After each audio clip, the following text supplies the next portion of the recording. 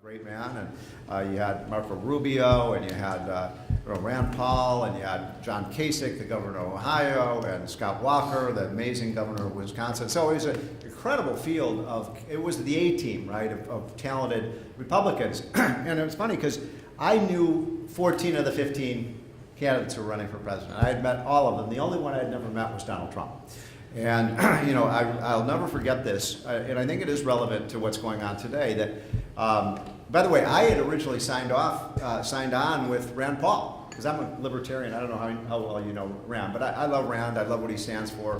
Great man, and so I originally signed up with Rand, and I was never under the illusion that Rand was going to win, but I thought he would probably be the second or third. One of the last two or three standing, just like his dad had been.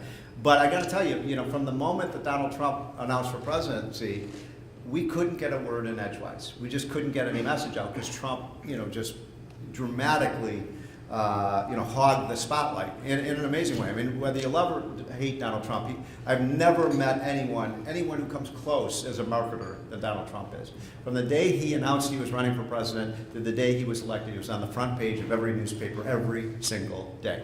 Every single day. And so anyway, I knew something was going on with Trump. I didn't, I thought it was kind of a joke when he first announced he was running for president. And I went to one of his rallies, and because he'd asked Corey Lewandowski, who ran the Trump campaign at that time, had asked me to come and meet with Trump.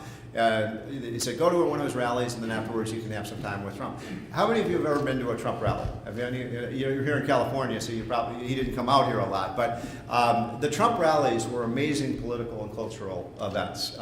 And I showed up at this one, and again, this was early in his run for presidency. I had no idea what to expect, and I showed up about an hour or so before he did. A lot of his events, his rallies were at airports. He'd fly in and he'd do them right at the tarmac. And he was in Dallas Love Field, and I went over to this little tarmac where he was having the event. And I had no idea what to expect. And I drive up, and there are 5,000 people there.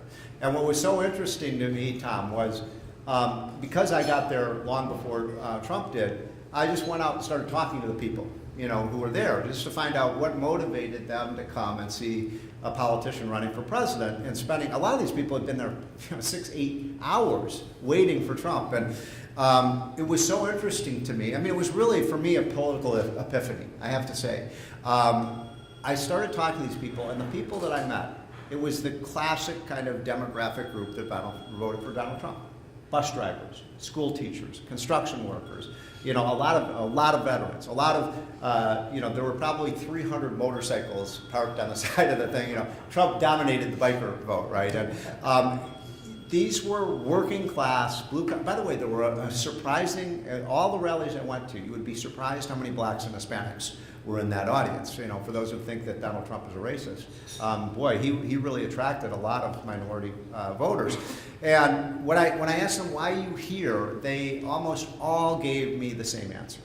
We want someone who will rattle the cages in Washington. We want somebody who will shake things up.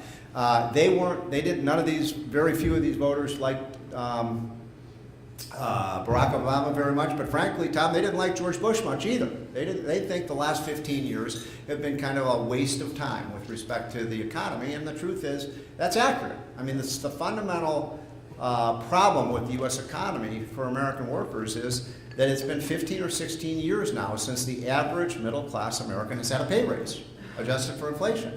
One of the interesting things, when I would debate, because when I signed on with Trump, one of the things I would do is debate Hillary Clinton's economist and Obama's economist, and it was so interesting to me. These people, these kind of elitists on the left that I would debate, they'd say, gee, why are Americans so angry? Everything's going so well in America. And these people are living in a bubble. I mean, frankly, people living in Washington, D.C., Tom, people living in Hollywood, people living in Silicon Valley, people living on Wall Street are living in a bubble. They have no idea what is going on in real America. They don't know what's going on in York, Pennsylvania, Erie, Pennsylvania, Rockford, Illinois, places like Flint, Michigan. We went to all of these places. And, when I'd ask people in these cities, how do you feel like things are going? How do you feel like the recovery is going for you? You know what they'd say to me, Tom? What recovery are you talking about? it had not, there were whole portions of the United States that just felt no recovery at all and felt like things were going in the wrong direction. And so, the first thing I said to Donald Trump when I met him, it was the first time I'd ever sat down with him. I said, Donald, I don't know if I love you, but I sure love your voters. Because these are just great. Sure. These are just great working class Americans who love our country, who served our country, who feel like we're going in the wrong direction. And anyway, so I